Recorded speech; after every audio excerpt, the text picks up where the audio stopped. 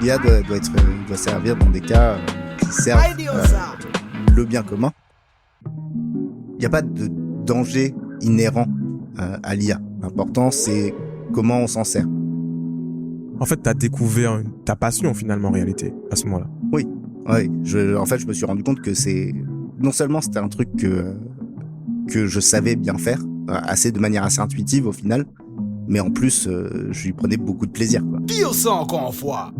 Je trouvais que ça devenait inquiétant d'avoir de l'intelligence artificielle qui observe les mouvements de tout le monde dans une rue.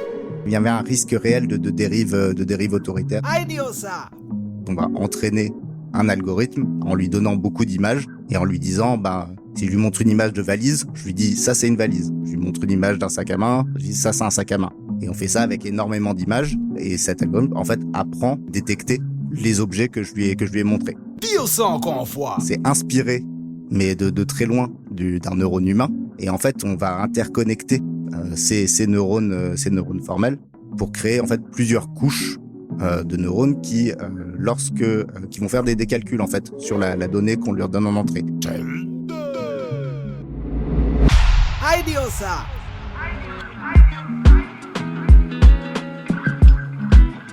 One more time again. Je suis Gérald Joseph Alexandre, digital nomade et grand passionné de tout. Cofondateur de Platypus Agency, agence web spécialisée en e-commerce basée en Martinique, à Paris et en Colombie. Idiosa. Et un podcast qui me ressemble. 99% avis tranchés, dans lequel nous aborderons des sujets digitaux, e-commerce, de voyage ou de food. Au travers d'interviews de talk débat, les invités de tous horizons échangeront autour de leur parcours, de leur histoire, partageront leur expérience, donneront leur avis tranché sur les sujets abordés. Idiosa. Se veut ouvert, inspirant, factuel et souhaite donner l'envie à ceux qui l'écouteront eux aussi d'affirmer ce qui les fait vibrer. Ou pas. Le monde digital est large, il y a plein de métiers qui interagissent entre eux. Nous avons déjà abordé différents métiers pour vulgariser. Dans notre quotidien, le digital, l'informatique, les algorithmes sont omniprésents. Et quand nous parlons d'algorithmes, bien souvent, beaucoup de personnes pensent à l'intelligence artificielle. Dans l'épisode d'aujourd'hui, on va tenter d'ouvrir nos champs du possible, d'essayer de comprendre un peu plus ce qu'est l'intelligence artificielle, de comment on interagit avec elle, de comment elle pourrait nous aider, et de se projeter sur quelques cas d'usage. En gros, l'IA, qu'est-ce que c'est? Quelles sont ses limites? Doit-on avoir une éthique? Mon invité du jour est Anand Badrinath, ingénieur en intelligence artificielle, spécialisé dans l'analyse d'images et aujourd'hui coordinateur d'une équipe de création de solutions d'IA au sein de la startup Another Brain. Anand, bonsoir. Comment vas-tu ce soir? Comment te sens-tu? Ça va très bien et toi? Ça va très bien. Merci beaucoup d'être là ce soir. Je suis très heureux de te recevoir. Ça fait un petit moment, comme je te dis, effectivement, qu'on n'a pas fait de podcast. Et là, vraiment, j'ai hâte qu'on puisse discuter pendant une petite heure. Ouais. Anand, avant qu'on commence de parler de l'IA, est-ce que tu peux me raconter un petit peu, te présenter, qui tu es, ton parcours, s'il te plaît? Ouais. Alors, j'ai été diplômé en 2017 de la SME Sudria, qui est une école d'ingénieurs où j'ai fait une majeure en informatique et où j'avais fait une spécialisation en fait en fin de parcours sur de l'IA. Et suite à ça, j'ai erré pendant un petit moment. Ouais. Je me demandais, est-ce que je veux faire une thèse? Est-ce que je veux faire un master spécialisé? Au final, j'ai trouvé une opportunité chez une start-up surénoise qui s'appelle 22 et dans laquelle j'ai commencé en fait à travailler dans le milieu de l'IA et où je me suis j'ai beaucoup appris de là-bas, surtout parce que la partie de ma formation en IA était relativement mineure en fait. C'était juste la fin de mon parcours. Donc c'est essentiellement là-bas que j'ai appris beaucoup des choses que je sais faire aujourd'hui. C'est-à-dire qu'au niveau, on va dire, purement académique, il n'y a pas vraiment eu un accompagnement de la partie IA. Non, il y a eu en fait j'ai une formation essentiellement d'ingénieur logiciel. OK. Avec en dernière année une spécialisation sur de l'intelligence artificielle. OK, d'accord. Ouais. Alors, vas-y, continue après de poser des questions. Vas-y. Du coup, 22, chez 22, j'y suis resté 3 ans. Au début, c'était la partie IA de 22, c'était une toute petite, on était une toute petite partie, on était 5 ou 6. D'accord. Et en fait, on avait aucun projet client. Donc, ce qu'on faisait, c'est que on développait des démos pour le grand truc à ce moment-là, c'était le CES. Et l'idée, c'était de montrer que 22 était capable de faire de l'IA. Alors, c'est quoi le CES pour ceux qui nous écoutent pour le coup? Alors, le CES, donc c'est le Consumer Electronics Show. C'est un énorme salon qui se passe à Las Vegas chaque année. Et qui, alors, à l'origine, comme son nom l'indique, est pour un salon surtout sur l'électronique, mais qui, avec le temps, en fait, s'est développé pour être un grand salon de la tech. Et donc, en 2018, il y avait, alors que l'IA faisait beaucoup parler, il y avait énormément de gens qui venaient présenter ce qu'ils savaient faire en IA au CES. Ouais, c'est un salon en fait où on va retrouver la tech, mais tout ce qui est innovation finalement également. Dans plein de produits, dans plein de choses, dans l'IA, même si c'est un peu dans l'armement des fonds, il y a des choses. Ouais. Mais voilà, c'est un salon où moi, j'ai jamais été pour le coup. T'avais été toi finalement ou pas? Non, j'ai failli y aller. Ouais. J'ai failli y aller parce que mon manager à l'époque avait des problèmes de passeport. Ok. et que en fait, il était c'était pas sûr qu'il puisse avoir son passeport à temps pour aller au CES. Et donc j'étais prêt à partir, j'avais mon Esta. T'étais ready, toi. Ah ouais, j'étais ready. Bah oui, on me dit tu vas à Las Vegas. C'était, moi j'étais chaud. Et au final, une semaine avant le départ, il a eu son passeport. J'étais un peu dégoûté. Et du coup, t'aurais pu attendre quand même, quoi. Ouais, c'est ça. Excellent. Et du coup, ça t'a rapporté quoi comme expérience cette entreprise, et puis surtout le fait de créer quelque chose qui sera vu par des millions de personnes au salon du coup. C'est quoi un peu l'exposition que vous avez vue par rapport à ça?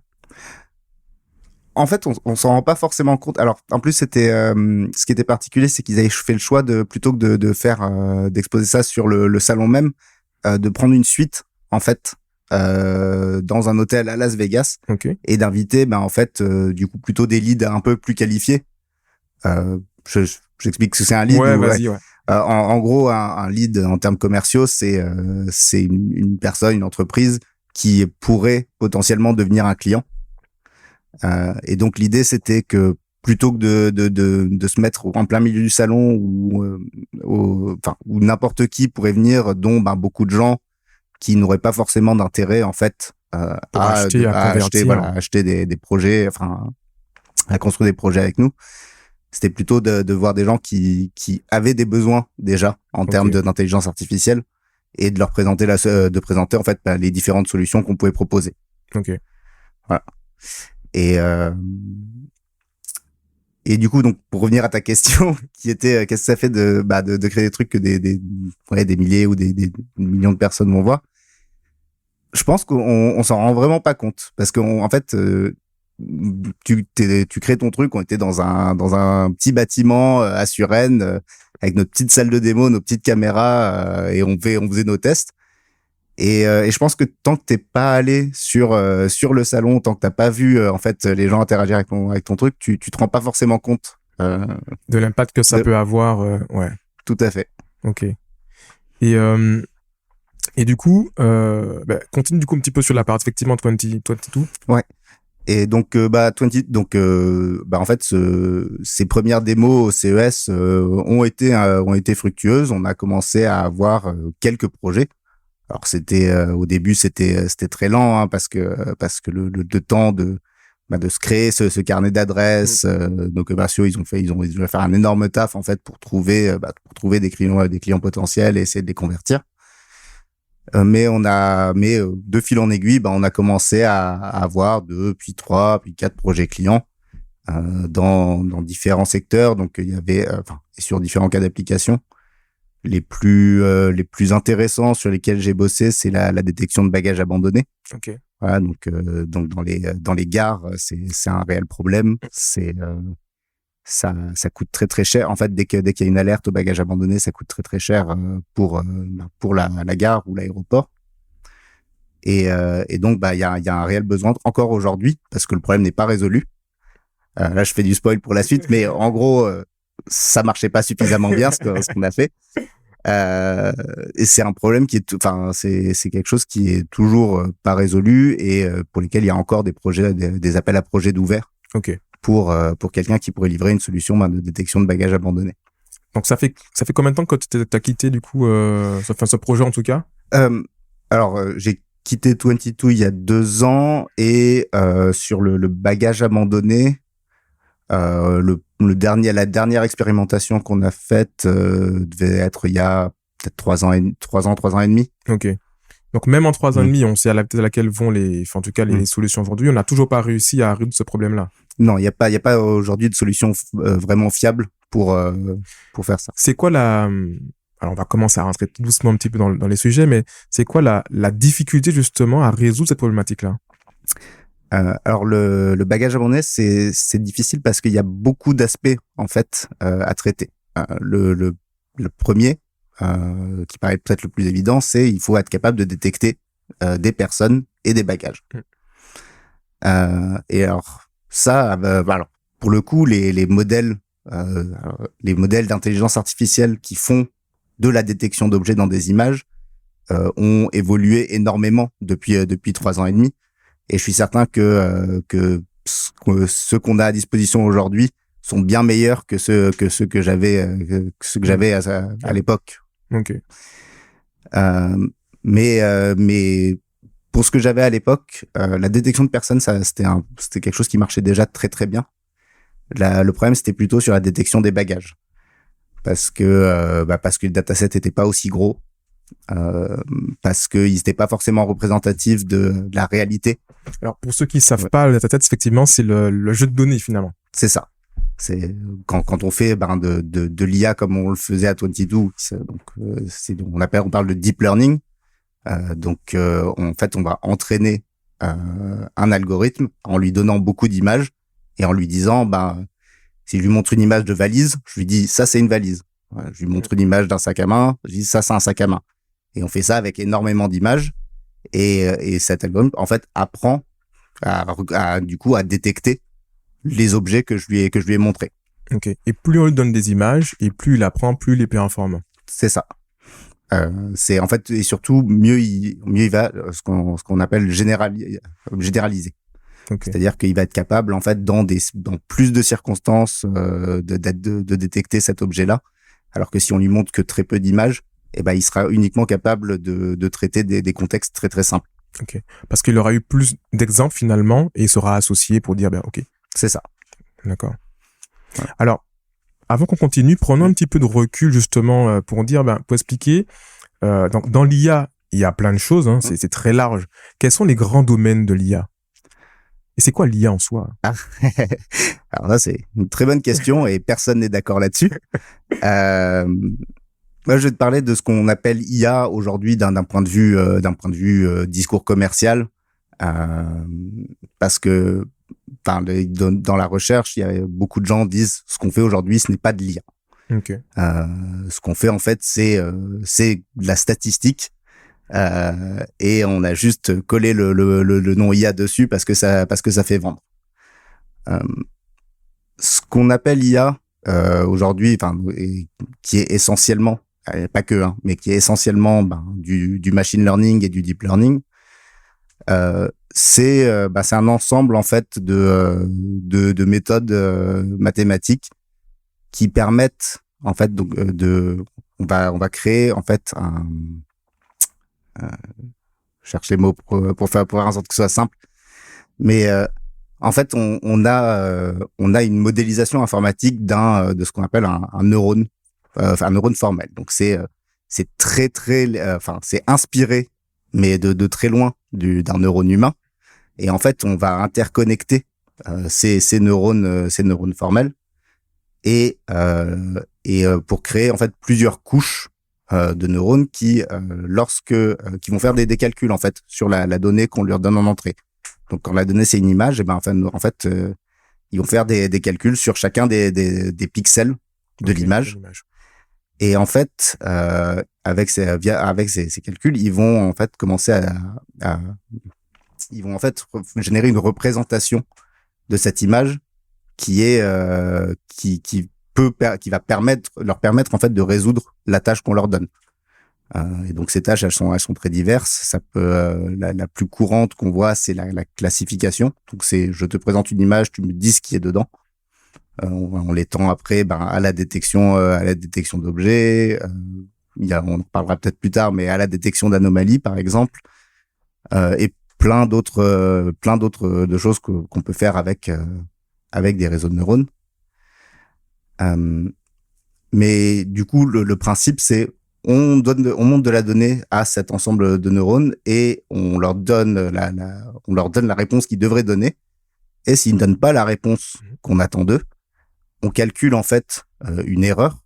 Donc on calcule en fait de combien ils se sont trompés. Et ensuite on va aller ajuster toutes les valeurs en fait, ce qu'on appelle des poids. Donc, tous les poids en fait qui connectent les neurones entre eux, pour que la prochaine fois qu'ils voient cette image, ils donnent une réponse meilleure. Ok. Voilà. Et c'est ça en fait le principe du learning, donc de l'apprentissage dans le deep learning. Et donc je pense qu'on peut voir un peu, quand on l'explique comme ça, que c'est pas une intelligence au sens humain ou même animal. C'est un outil. C'est un outil qui sert à réaliser une tâche spécifique et auquel et en fait dont on parle d'apprentissage, mais en fait c'est pas un apprentissage, c'est plutôt juste une suite de corrections sur sur un système en fait qui donne au début des réponses complètement aléatoires et on va venir corriger à chaque fois les valeurs du calcul qu'il fait pour qu'il donne la réponse qu'on attend. Et finalement aussi tout ce l'intelligence entre guillemets, c'est le fait que c'est tellement rapide à traiter, il y a renvoyer une réponse et après à se corriger et compagnie qu'on se dit mais ouais, c'est intelligent en fait, c'est pour ça aussi. Oui. Ouais, c'est ça, ça donne l'impression d'intelligence et surtout avec on le voit aujourd'hui avec les modèles génératifs comme ChatGPT et autres modèles de langage, c'est que comme ils nous répondent avec notre langage, comme si c'était des humains, on a envie de leur prêter finalement cette forme d'intelligence. Alors qu'en réalité, tout ce qu'il fait, c'est prendre notre question et compléter le texte de notre question. Ok. Et donc du coup, quels sont les grands domaines de l'IA aujourd'hui? Parce que chaque finalement ingénieur a une spécialité potentielle. Ouais, alors on peut le découper de différentes façons en fait. On peut le découper en termes de cas d'usage, auquel cas on va parler d'un côté de la vision par ordinateur, donc c'est tout ce qui est le traitement de l'image. Okay. On va parler de NLP, donc Natural Language Processing, c'est le traitement du langage. Ensuite on va parler de données tabulaires, donc c'est vos fichiers, c'est les fichiers Excel qui ont plein de données dans tous les sens et sur lesquels on veut faire des interprétations et des analyses un peu plus fines. Donc ça c'est ça. Enfin, il y a d'autres modalités, d'autres choses qu'on peut mettre. Ça peut être de l'image 3D, ça peut être de la vidéo. Il y a différents. Pour le coup, la vidéo, ça reste de la vision par ordinateur, mais du coup, il y a pas vraiment de limite en réalité. Non, en fait, tant qu'on peut modéliser tant qu'on peut mettre notre donnée et la modéliser d'un point de vue informatique, on peut en fait faire des traitements dessus avec des réseaux de neurones. Ok. Voilà. Et après, sinon on peut découper aussi en termes de type d'IA ou de type d'algo de machine learning, auquel cas on a les réseaux de neurones dont on parle beaucoup. Mais il y a aussi d'autres méthodes d'apprentissage que je connais moins, mais dont les SVM, Support Vector Machine. C'est un autre algo c'est un algo qui va pareil être capable de séparer en fait des données, donc de classifier en fait de faire des tâches de classification, ça, très simplement dit. Il y a toutes sortes de méthodes toutes sortes de méthodes de machine learning. J'ai un blanc là, mais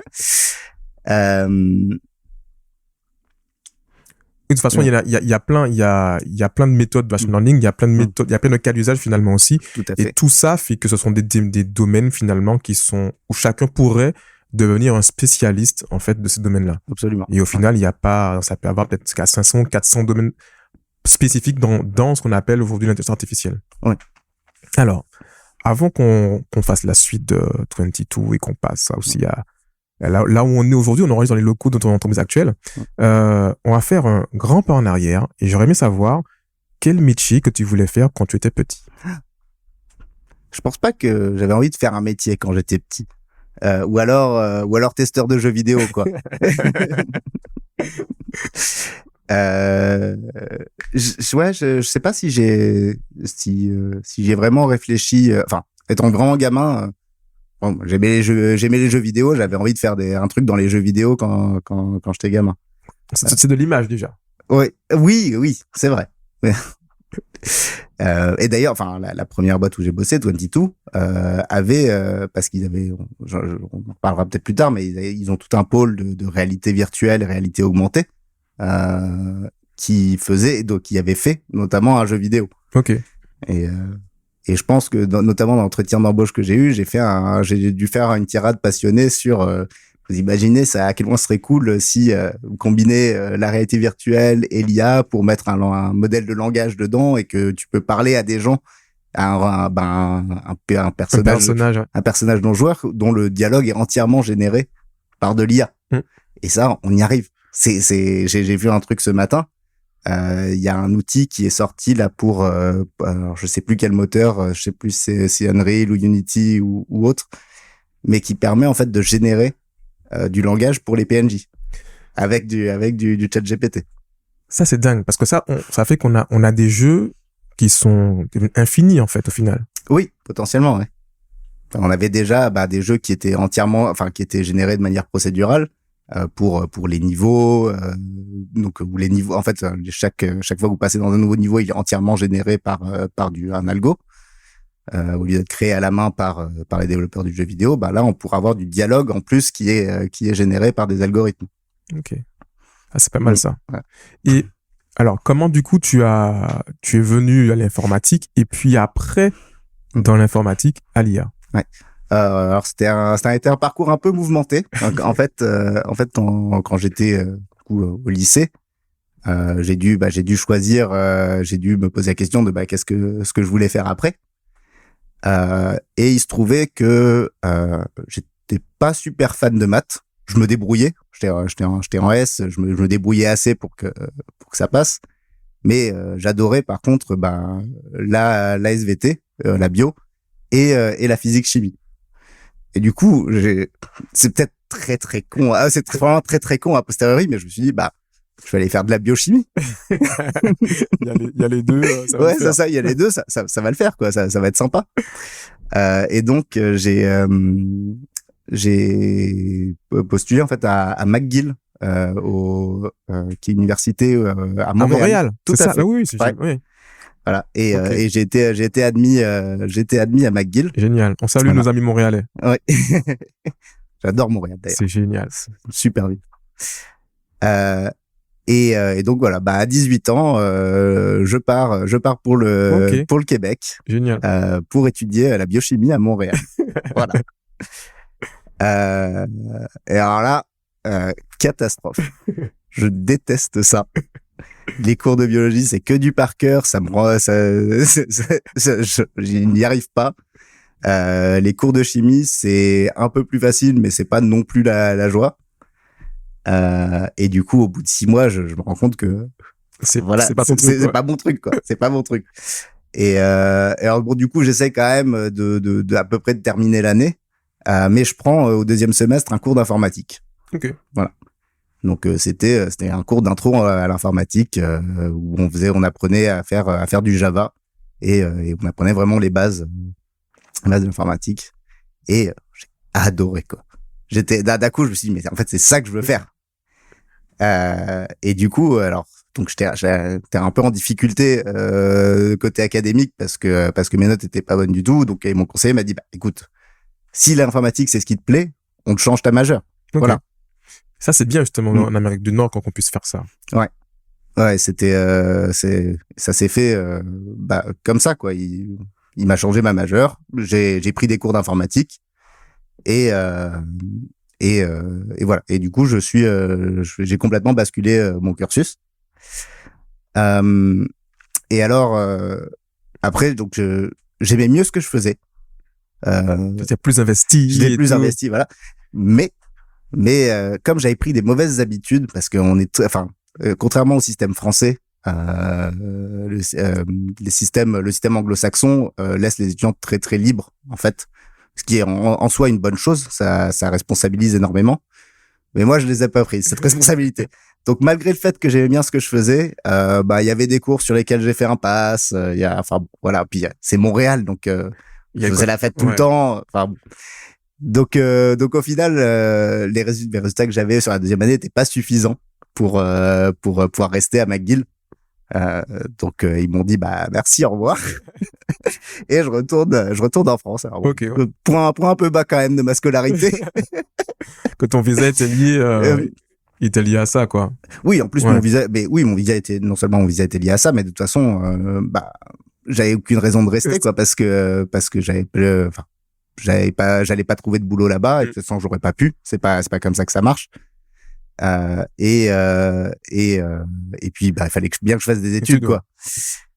Donc je suis rentré en France et donc là j'ai dû chercher en fait une autre école, et notamment je cherchais des écoles en fait qui avaient des admissions parallèles et qui m'auraient éventuellement validé en fait une partie en tout cas de mon cursus.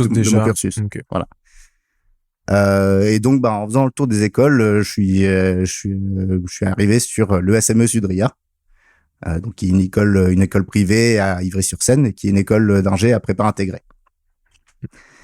Et là j'ai eu les entretiens là-bas. Ça c'était j'ai fait leur test.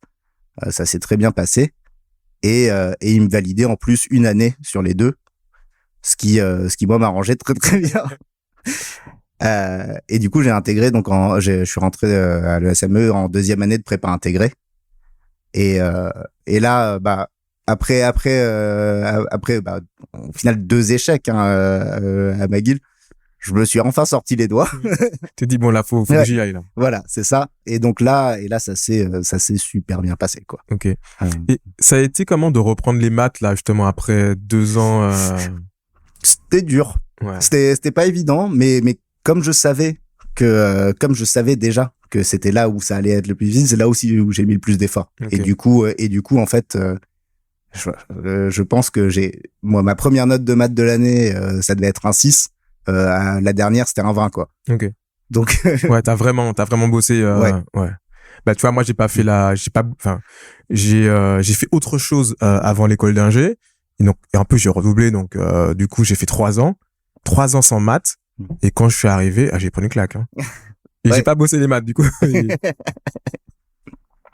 Donc ouais, j'ai vraiment pris une claque. Et par contre, en informatique, j'avais déjà étudié, donc ça, les cours d'info, c'était beaucoup trop facile quoi. Mais du coup, c'était sympa parce que j'avais des profs qui étaient passionnés aussi, et qui du coup voyaient que on était 2-3 dans la classe qui maîtrisaient bien, et qui du coup nous donnaient des exos un peu plus difficiles, ou nous parlaient de choses plus intéressantes quoi.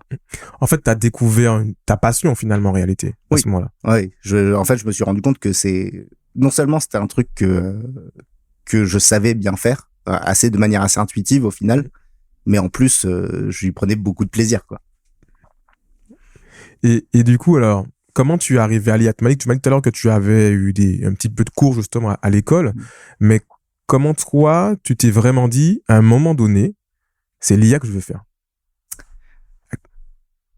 Je vais pas te mentir, j'ai vu de la lumière, je suis rentré.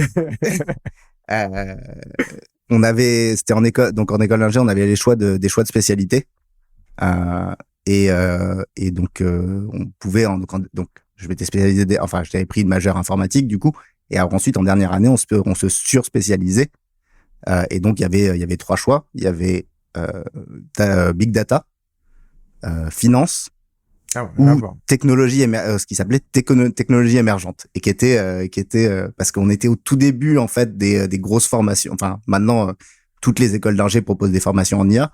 À l'époque, c'était beaucoup plus rare. Et donc en fait, cette majeure technologie émergente, on faisait de la réalité virtuelle et réalité augmentée Ok. et de l'intelligence artificielle. Et je pense que d'ailleurs même l'année après moi, ils ont complètement enlevé la partie réalité virtuelle de ce truc-là. Ils ont refait une vraie spé IA, Ok. qui d'ailleurs je pense est assez bien cotée aujourd'hui, celle de l'ESM. Ok. Super. Et donc ouais, et en fait pour moi le choix était évident, c'est finance, ça me parlait pas du tout. Big data, je trouvais ça moins, enfin ouais, je trouvais ça moins intéressant. Et à côté, bah il y avait technologie émergente, tu pouvais jouer avec les trucs tout nouveaux quoi. Donc le choix était évident pour moi. Et et euh, et je regrette absolument pas quoi. Ouais, tu m'étonnes. Ouais. Et mais vraiment en fait là où j'ai vraiment commencé à faire de l'IA réellement, c'est plutôt au travers du stage et de mon premier poste. Et c'est là que je me suis rendu compte vraiment du panel d'applications qu'on pouvait aller toucher avec ça, et du potentiel énorme de cette techno quoi. Et c'est là que je me suis dit tiens, là je peux faire, en fait là il y a un potentiel pour créer un truc vraiment sympa pour les gens. Alors, c'est une très bonne transition. Tout à l'heure, tu me disais, enfin, qu'on a préparé un petit peu le podcast. J'ai fait un algo qui générait une carte de chaleur en fonction du nombre de personnes qui passaient dans un espace. Ouais. Comment on s'y prend pour concevoir ce type d'algo-là? C'est quoi la méthode, en fait? Alors en fait, déjà on part d'une base. Donc on avait sous la main un algo qui était même pas fait par 22, hein. C'est un truc open source qui s'appelle YOLO, You Only Look Once, Ok. et qui est toujours, enfin qui a eu plusieurs nouvelles versions depuis, mais qui est toujours très utilisé dans la détection d'objets. Et donc on avait voilà sous la main un truc qui détectait un réseau de neurones qui détectait des objets, et notamment qui était très très bon sur la détection de personnes. Ok. Et du coup l'idée c'était comme on peut détecter des personnes. Maintenant la question c'est comment est-ce que on peut représenter le passage de ces personnes d'une manière qui sera utile en fait pour quelqu'un. Alors, l'application qui était visée, c'était essentiellement le retail. Donc c'était savoir dans mon magasin quels sont les points chauds, quels sont les points froids, comment est-ce que je peux réagencer et du coup est-ce que je peux au moins évaluer si je réagence mon magasin, est-ce que les gens vont plus passer par les endroits où je veux qu'ils passent. Ok. Ça c'était le cas d'usage imaginé. Et donc c'était ça qu'on montrait en fait au CES. Et du coup, alors c'est pas moi qui ai eu l'idée, hein, c'est un truc qu'on m'a demandé de faire, c'est le premier truc qu'on m'a demandé de faire quand je suis arrivé. Mais comment je m'y suis pris pour le concevoir? Je me suis dit ok, il me faut au moins 2 caméras, parce que je veux reprojeter derrière la position des gens sur une carte. D'accord. Et donc pour m'assurer, pour avoir ce matching en fait, m'assurer que le point où je vais détecter ma personne dans ma salle, comment dire, pour pouvoir en fait le reprojeter sur ma carte. Je suis en train de te dire une connerie, je suis en train de me rappeler d'un autre projet. J'avais pas besoin de 2 caméras, j'avais besoin d'une seule. J'avais juste besoin d'être très précis sur mes mesures de comment je reprojetais ça sur ma carte. C'est-à-dire que j'ai une image de ma personne. Cette image, en fait, elle va filmer en fait tout mon espace. Et en fait, ce que je vais devoir faire, c'est faire coller en fait les coins de ma salle sur un plan de la salle sur lequel on va restituer en fait l'image. Et donc là c'est des maths, hein, c'est une transformation de matrice pour projeter en fait l'espace vu depuis la caméra vers un plan en 2D en vue du dessus. Et derrière, on a fait au plus simple. Hein. Notre algo de détection de personnes, il faisait des boîtes autour des gens. Ok, des grands rectangles. Des grands rectangles. J'ai pris le centre du bas de la boîte et j'ai dit c'est là où est ma personne. Et je vais projeter ce point-là sur ma carte. Ok. Voilà. Alors c'est pas ultra précis parce que et donc justement c'est là que vient l'idée de la deuxième caméra, c'est tu pourrais en fait c'est pas ultra précis parce que c'est pas évident en fait à partir d'un seul plan caméra de reprojeter sur une carte. Mais par contre si tu as deux caméras et que tu peux consolider en fait la vision des deux caméras, les images des deux, et tu augmentes beaucoup la précision en fait de la position de la personne que tu détectes. Voilà. Et du coup c'était vraiment basique, hein. Et c'est avec ça qu'on est allé au CES et on avait une jolie carte de chaleur qui se projetait en temps réel à l'écran. Ok. Donc, du coup, si on essaie de, comment dire ça, de trouver un petit peu la méthode pour créer un algorithme, déjà, on regarde ce qui se passe, ce qui existe déjà. Avant oui, et d'ailleurs, il y a beaucoup de boîtes qui font entre guillemets de l'IA, qui essentiellement utilisent des algorithmes provenant de la communauté open source, provenant de la recherche, et c'est beaucoup plus rare que ces entreprises développent eux-mêmes leur propre réseau de neurones. Ils vont plutôt avoir tendance à prendre des choses qui existent, éventuellement les adapter pour leurs besoins, éventuellement les réentraîner avec leurs données pour les entraîner sur des cas très spécifiques. Mais à part les géants comme Google, comme Facebook, tu auras très peu de startups, en tout cas que je connaisse, qui développent eux-mêmes de rien leur propre réseau de neurones. Ok. On parle toujours de l'existant pour gagner du temps déjà. Pour gagner du temps et puis parce qu'on sait que ça marche. On regarde ce que les gens ont publié, où ils montrent leurs résultats et on voit direct. On prend le meilleur de l'époque, ou en tout cas celui qui rentre dans nos critères, parce qu'à l'époque YOLO n'était pas forcément le meilleur détecteur d'objets, mais c'était certainement le plus rapide. Okay. Et donc pour faire du temps réel, c'était du pain béni, quoi. Et après t'avais entre guillemets plus qu'à essayer de améliorer là où il était un peu moins bon, quoi, finalement. C'est ça. Ok. Alors t'as parlé du cas d'usage du retail par rapport à ce que tu viens de dire. Est-ce que tu aurais en tête potentiellement ce qu'une IA pourrait apporter sur un parcours d'expérience d'achat e-commerce? Déjà il y a toute la partie présentation de produits en comprenant les préférences des utilisateurs. Okay. Ça c'est quelque chose que Amazon fait énormément, qui est très populaire, très répandu actuellement. Et bien pour fournir en fait des idées, des préférences des utilisateurs, de l'IA ça peut très bien servir là-dedans.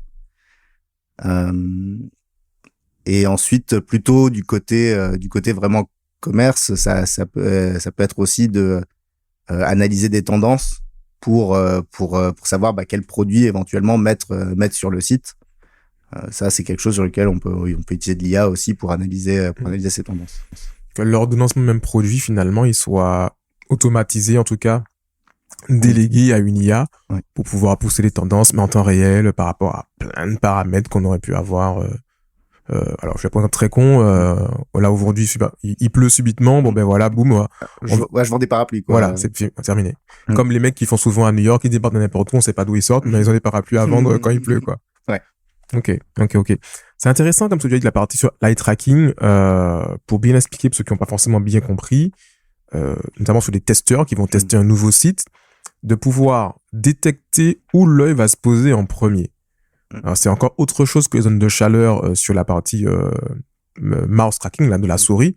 Là, c'est vraiment l'œil, où est-ce qu'il va accrocher en premier et potentiellement se dire, ah ok, en fait, les gens, ils vont d'abord là, le regard va d'abord là, et après, ils vont cliquer ailleurs potentiellement. Et donc, pour un site qui fait énormément de trafic, ça peut être très, très utile, en fait, de savoir ça, parce que ça peut permettre derrière, si on a un bouton sur lequel on aimerait que les gens cliquent mais qui ne le regarde jamais, et ben on se dit que peut-être qu'il faut trouver un autre endroit pour le situer ou trouver un moyen d'attirer le regard vers ce bouton-là, par exemple. Quelles sont les limites que tu vois à l'IA, toi? Ou que toi, tu t'imposes dans ton travail par rapport à l'IA? Alors, on parle d'IA au sens où on en fait actuellement, du deep learning. Deep learning, compagnie, oui. Ouais. Alors, les limites que je m'impose, je m'en impose pas mal, justement. J'ai notamment quitté 22 parce que on allait de plus en plus sur des cas d'usage autour de la sûreté. Et je trouvais que ça devenait inquiétant, en fait. Le fait d'avoir de l'intelligence artificielle qui observe les mouvements de tout le monde dans une rue ou dans une ville. C'était pour moi il y avait un risque réel de dérive autoritaire sur ce genre d'application. Tout ce qui est de la défense, je n'y toucherai pas, même de loin. Et ensuite, une grosse partie de l'intelligence artificielle et de l'informatique en général, c'est d'automatiser des tâches qui actuellement sont faites par des êtres humains. C'est pas tant que je m'impose des limites là-dessus, parce que quelque part c'est le sens de la technologie. On développe ces technologies-là pour justement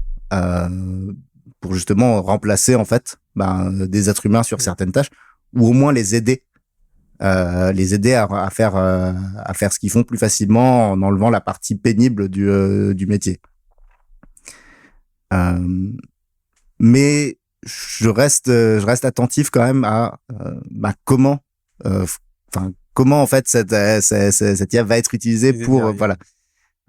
Et je préfère bien plus quand je vois que la solution va venir aider la personne, l'opérateur, plutôt que de le remplacer entièrement.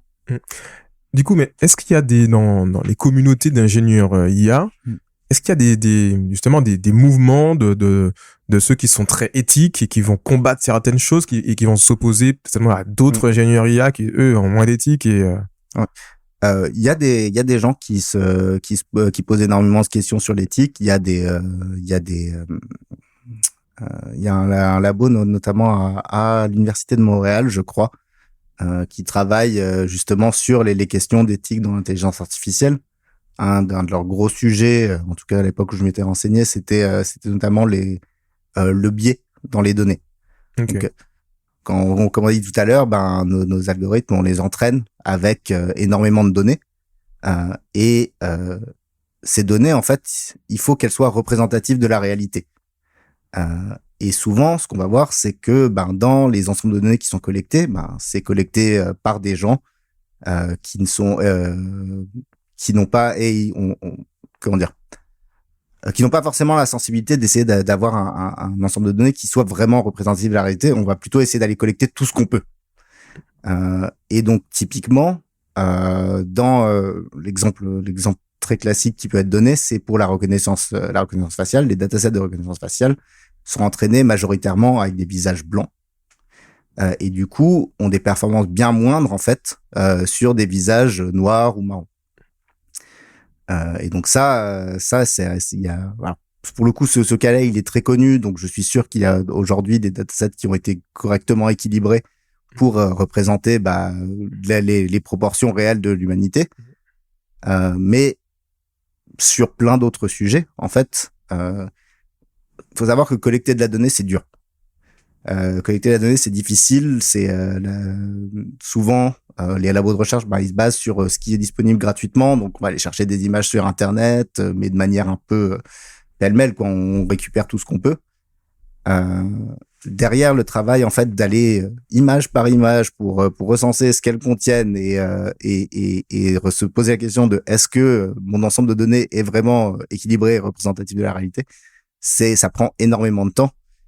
et souvent, bah, les gens et c'est ça, les gens ne voient pas l'intérêt de faire ce genre de travail. Ou alors c'est juste trop coûteux par rapport au temps qu'ils ont pour faire leur travail, quoi. Et est-ce que tu penses justement que on devrait légiférer un petit peu par rapport à ça? Ou Alors, l'encadrer? oui, mais je sais pas comment. C'est très très. J'ai du mal à imaginer vraiment. Bah, comment en fait un État pourrait aller vérifier que bah vous avez pas utilisé des datasets équilibrés, donc on va vous coller une amende. C'est ça demande des audits d'une ampleur qui est juste pas possible, en sachant que beaucoup d'entreprises aujourd'hui ne font pas en fait cette partie d'audit de leurs données parce que justement c'est extrêmement coûteux et extrêmement chronophage. Ouais. Mais du coup, alors si je prends l'exemple tout à l'heure, donc le jeu de données de reconnaissance pour les et la de reconnaissance pour les visages, donc qui est centré sur des blancs. Si on prend l'inverse, on se dit on va stigmatiser une population particulière, surentraîner un jeu de données sur une population particulière, mettre ça dans un système de surveillance de caméra et en fait qui va stigmatiser ces gens-là pour leur sortir entre guillemets plus d'amendes et compagnie. Ça peut être aussi un risque, une dérive. Ah, tout à fait. C'est étant donné qu'on peut on en vient plutôt là au problème de la boîte noire. C'est-à-dire que on sait pas, c'est très difficile en fait de déterminer comment un système IA prend ses décisions. Enfin, surtout un système de deep learning, c'est souvent difficilement explicable. Et donc quelqu'un qui voudrait faire du mal avec pourrait en fait dissimuler l'ensemble de données qui a été utilisé pour entraîner cet algorithme pour faire des choses un peu néfastes, et ça serait à ce moment-là très difficile en fait de savoir que il y a ce biais qui a été introduit. Alors super intéressant, parce que du coup de ce que je comprends, vas-y bois un petit peu si tu veux. De ce que je comprends, j'ai fait une longue question.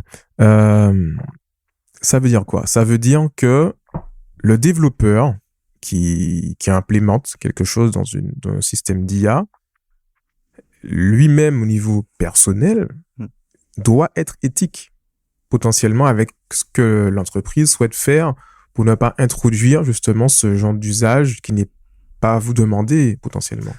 Oui, ouais, bien sûr. C'est on peut imaginer des lois ou en tout cas des règles de déontologie qui forceraient les gens, qui forceraient les gens à se comporter correctement, mais au final il y a quand même une part de responsabilité personnelle, et donc il y a peut-être aussi une part d'éducation à faire chez les développeurs pour les sensibiliser en fait au risque de certaines applications d'intelligence artificielle. Parce que est-ce que imaginons il y a un développeur qui a fait quelque chose comme ce qu'on vient d'expliquer, est-ce que c'est détectable facilement par quelqu'un d'autre, un autre développeur potentiellement de l'équipe, ou ça peut l'être. C'est difficile, c'est très très général, donc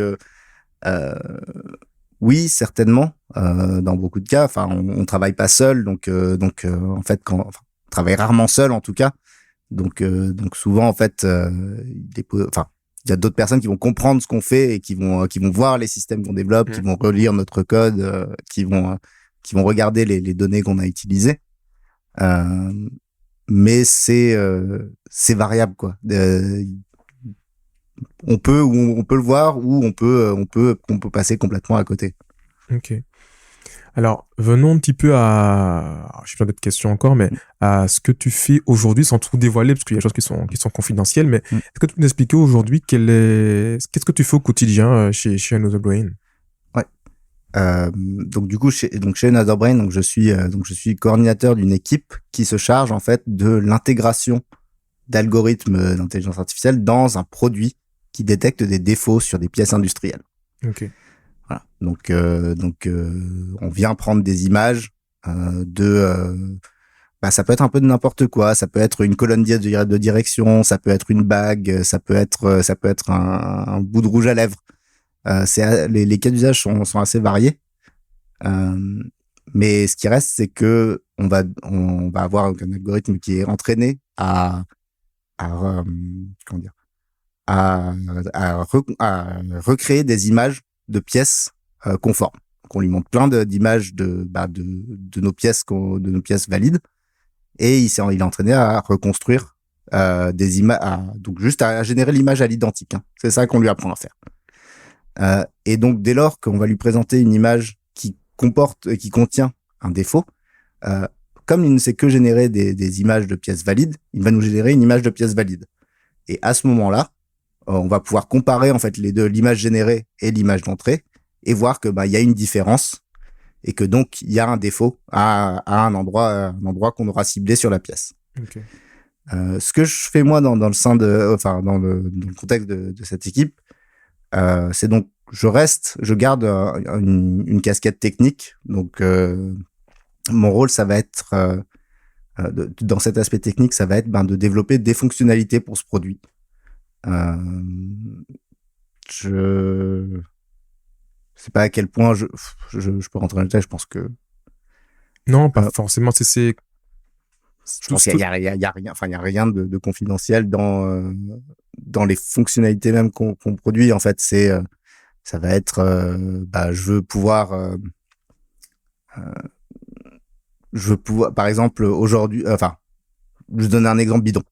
Actuellement, quand on inspecte une pièce, on prend une seule photo, mais côté recherche, en fait, ils se sont rendus compte que ils pouvaient faire d'un modèle qui prenait avec plusieurs images, en fait, qu'on passait tout en même temps dans le réseau de neurones, on pouvait obtenir de meilleurs résultats. Donc plusieurs images avec des luminosités différentes ou des choses comme ça. Et donc maintenant, le job de mon équipe, ça va être d'ajouter dans notre produit le fait que en fait quand on vient réaliser une inspection, en fait on va prendre 3 images au lieu d'une, et que on va les passer donc à ce nouveau modèle qui a été produit côté recherche, et qui va être utilisé à la place de l'ancien. Voilà. Et ça fait partie aussi de notre responsabilité de nous assurer que ce modèle-là fonctionne bien, qu'il a des bonnes performances, et que dans des cas concrets, en fait, on va pouvoir s'en servir et qu'il ne va pas dégrader, en tout cas, la qualité de la détection d'anomalies chez nos clients. Ok, très bien. Alors, sans dévoiler ton secret le plus profond, si tu avais un budget illimité pour explorer un domaine d'application ou de l'IA, qu'est-ce que tu ferais? C'est une très bonne question. J'ai pas tout à fait de réponse. Ce qui m'intéresse, c'est pour l'IA, c'est d'en faire un truc qui serve les gens et qui serve les gens au sens général. Okay. Actuellement, je pense que je ne te l'ai pas encore dit, mais je quitte Another Brain. Ah non, je savais pas.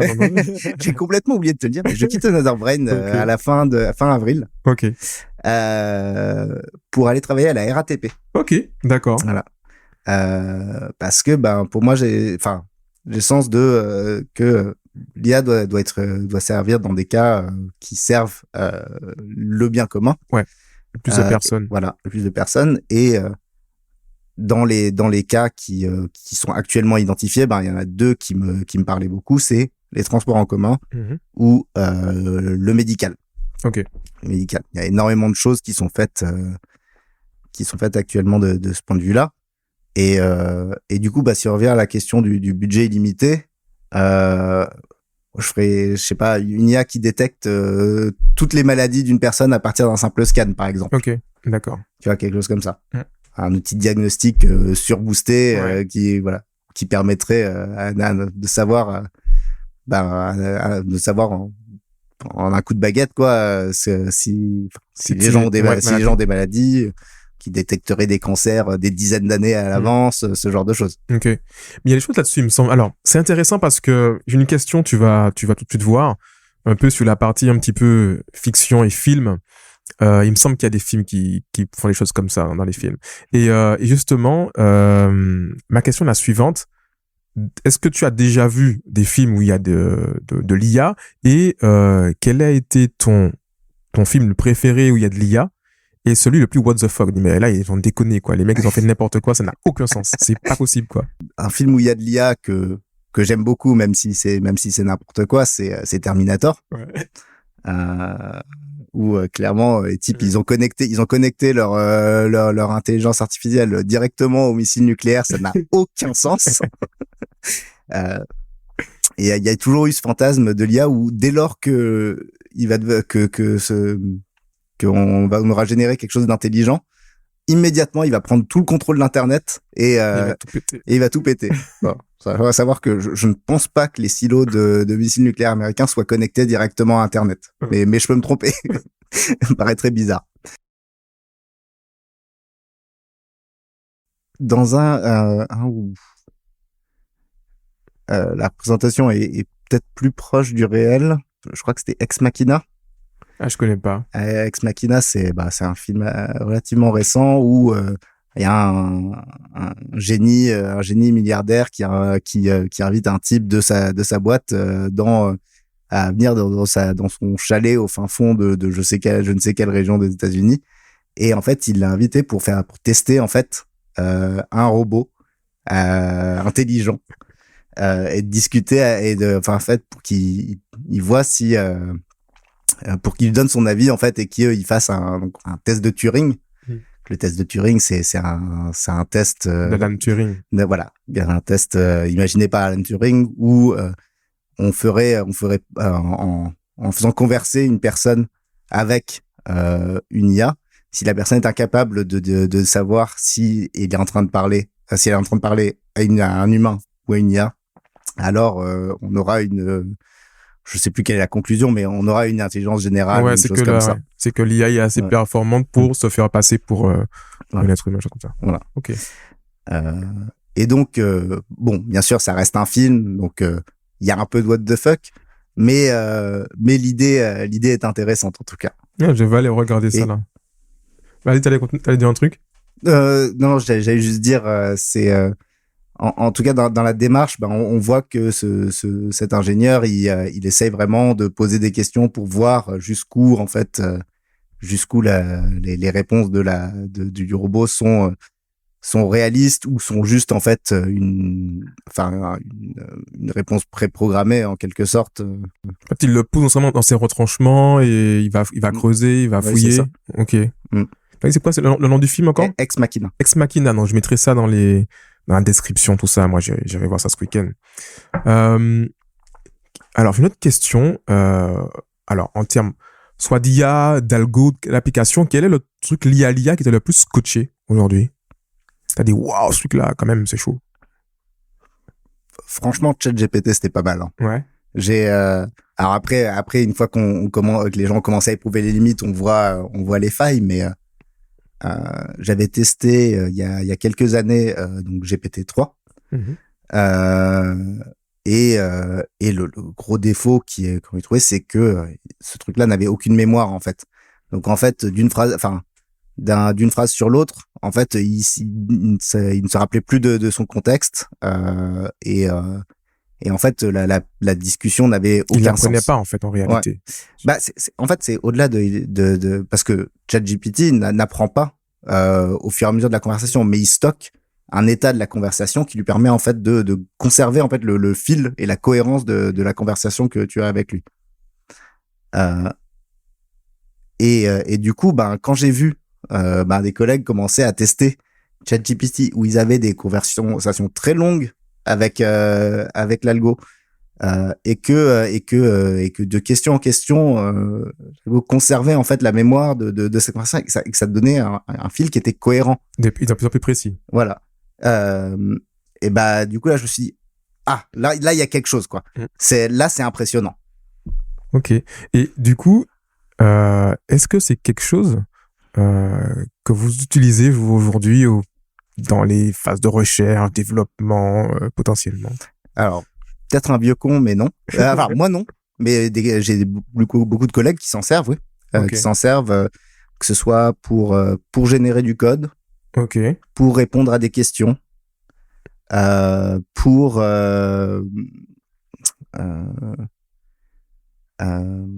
pour générer après des choses plus créatives ou des il y a des gens qui ont imaginé rédiger des brevets avec avec ChatGPT parce que le langage est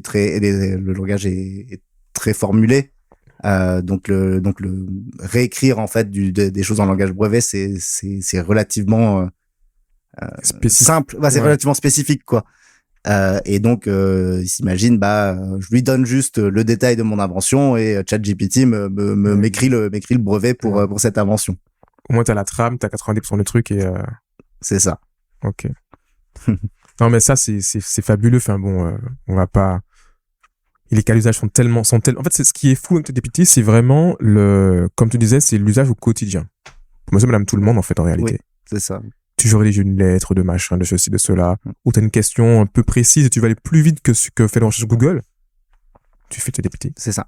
Alors le risque avec ça, c'est que ChatGPT hallucine des fois. ChatGPT n'est pas une source de vérité. Il va souvent donner des informations vraies parce que la base de texte sur laquelle il a été entraîné contient ces informations vraies, mais est tout à fait capable de générer de l'information qui est complètement fausse parce que comme c'est un modèle de langage, il n'a pas de connaissance en fait. Il sait juste compléter du texte, donc il va compléter du texte d'une manière qui paraît cohérente. Et typiquement, il y a plein de gens qui sont amusés à faire rédiger leur biographie par ChatGPT. Ça te sort des trucs complètement fantasques. Alors même que leur biographie est potentiellement sur Wikipédia. Ok. Là où ChatGPT est vraiment utile en l'état et intéressant, c'est en termes d'aide créative. C'est-à-dire que l'algo n'est pas créatif en lui-même, mais quand on est devant la feuille blanche et qu'on est en panne d'inspiration, on peut demander à ChatGPT de commencer à générer des choses pour nous donner des idées, pour nous lancer. Les petits inputs, ouais. Voilà. Et même chose pour le code au final, parce que le code, coder oui, c'est une discipline technique, mais c'est une discipline aussi un peu créative. Et on peut tout à fait demander à ChatGPT de nous générer le code qui fait ce qu'on veut. Et des fois, il va dire n'importe quoi. Faut en être conscient. Faut savoir lire quand même ce qui a été fourni. Mais ça peut faire une grosse partie du travail de la rédaction de ce code-là, quoi.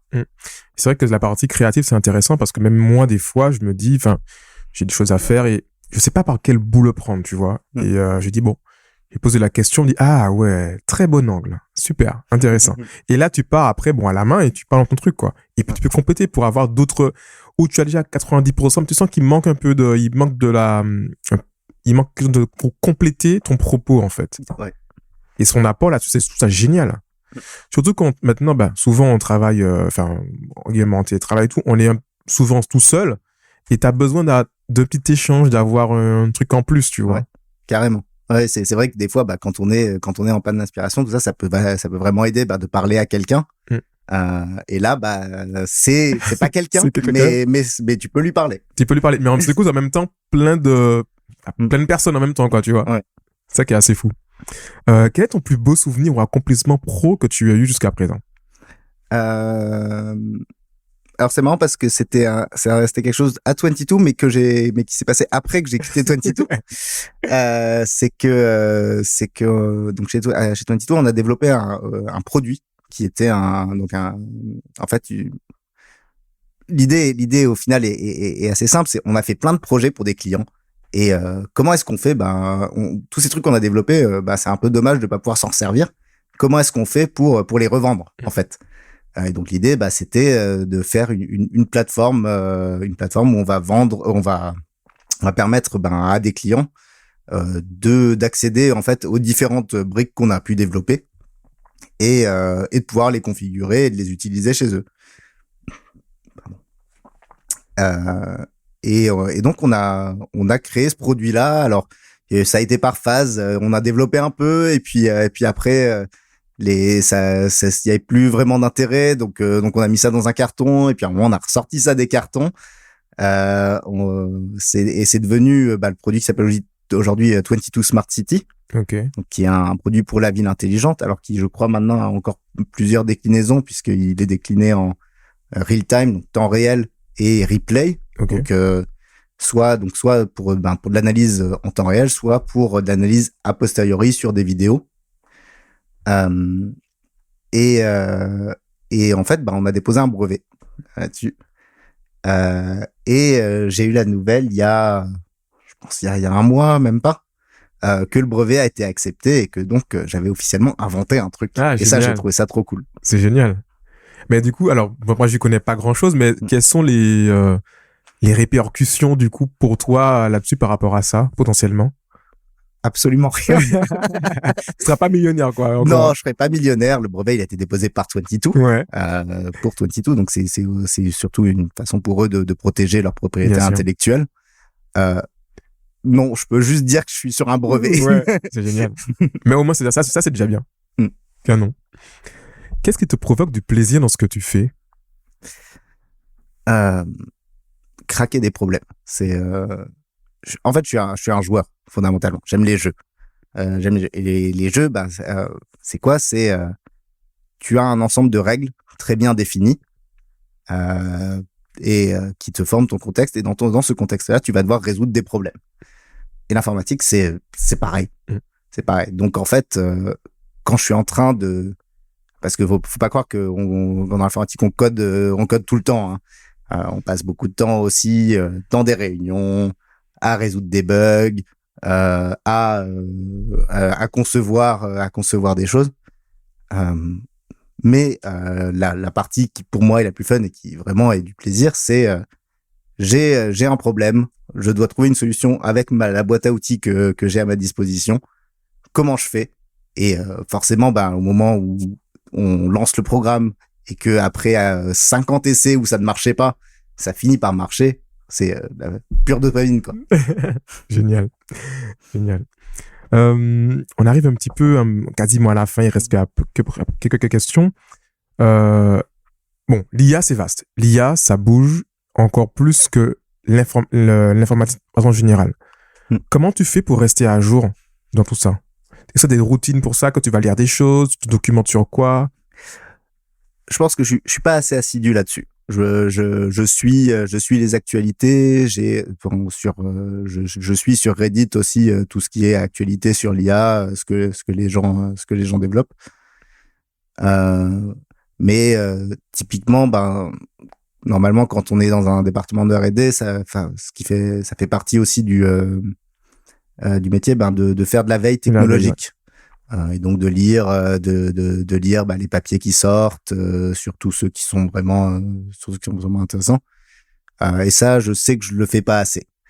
Mais en théorie, c'est comme ça qu'on fait pour rester au courant. C'est regarder les nouvelles, regarder ce qui se passe dans les conférences en intelligence artificielle. Donc, typiquement pour nous qui faisons de la vision par ordinateur, ça va être la CVPR.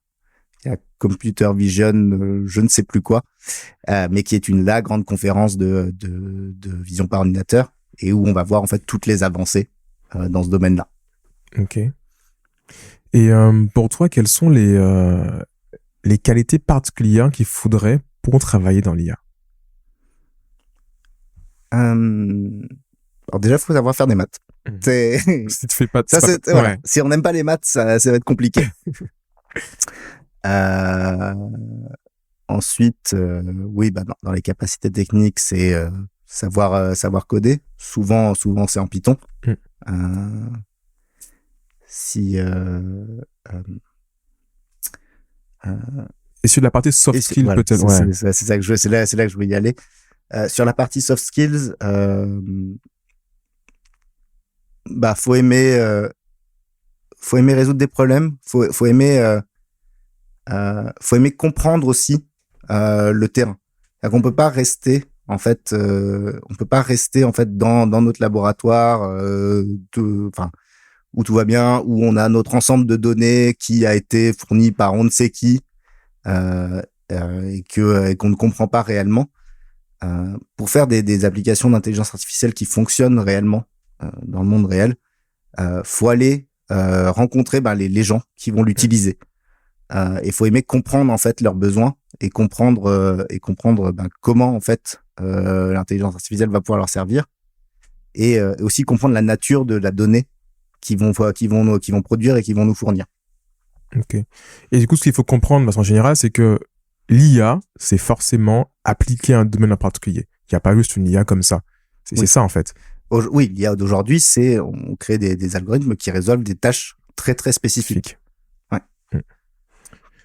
Comment tu te vois dans l'avenir, dans 5 ans, dans 10 ans? Je sais pas. Je pense que je me verrais bien dans un poste de direction technique.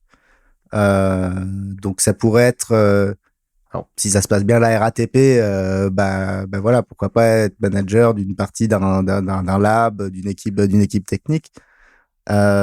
Sinon, si c'est dans une plus petite boîte, parce que j'ai quand même j'aime beaucoup les startups aussi. Pourquoi pas être CTO d'une startup qui fait un truc dans lequel je crois vraiment. Ok. Mais voilà, faire en fait, je veux aller vers des postes de responsabilité, pas parce que j'ai envie du pouvoir particulièrement, mais parce que j'ai envie d'étendre le scope des actions que je peux mener, d'être capable d'avoir un impact à plus haut niveau que on ne peut l'avoir quand on est simplement développeur. Ok, je vois très bien. Et justement aussi pouvoir porter les valeurs que tu défends. Tout à fait. Ok. Eh ben, on arrive quasiment à la fin. Où est-ce qu'on pourrait te joindre si on veut avoir plus d'infos sur l'IA? Bon, t'as un LinkedIn, t'as un truc? Oui, je suis sur LinkedIn. Ok. Voilà, donc Anen Badrinat sur LinkedIn. Franchement, je pense que c'est le meilleur canal. Hein. Ok, donc n'hésitez pas à poser des questions, déjà à échanger avec moi sur le podcast. Anand, avant qu'on se laisse, que tu dois aller dîner là, me semble. Alors on est à Paris. Est-ce que tu as quelque chose à nous dire en plus que tu aurais aimé qu'on aborde et qu'on n'a pas abordé? Si juste pour revenir sur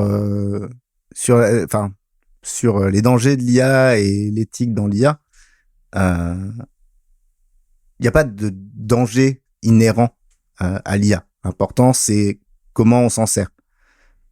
Et du coup, ce que je dirais aux gens qui ne connaissent pas vraiment et qui ont peur de l'IA, faut pas avoir peur. Si vous devez avoir peur de quelqu'un, ayez peur des gens qui s'en servent mal. Et voilà. Et pour ceux qui s'y connaissent et qui sont dans le domaine, voilà, soyez attentifs à ce que vous êtes en train de développer et à quoi ça va servir. J'adore ce mot de la fin et clairement, c'est génial. Merci beaucoup Anand et puis à très bientôt. Merci Gérald. Merci, salut. Merci d'avoir écouté l'intégralité de notre podcast. Si vous avez apprécié, n'hésitez pas à partager et encore partager. Mettez-nous 5 étoiles sur vos plateformes préférées pour que l'on puisse continuer à gagner en visibilité. Si vous n'avez pas apprécié, partagez-le quand même. Et surtout, faites-nous des feedbacks en DM sur Instagram. Si vous avez des besoins ou des questions liées au e-commerce ou au digital, n'hésitez pas à nous contacter sur hello@idiosa.com. Rejoignez notre communauté sur Facebook, Twitter ou Instagram. Merci encore de me suivre et à très vite.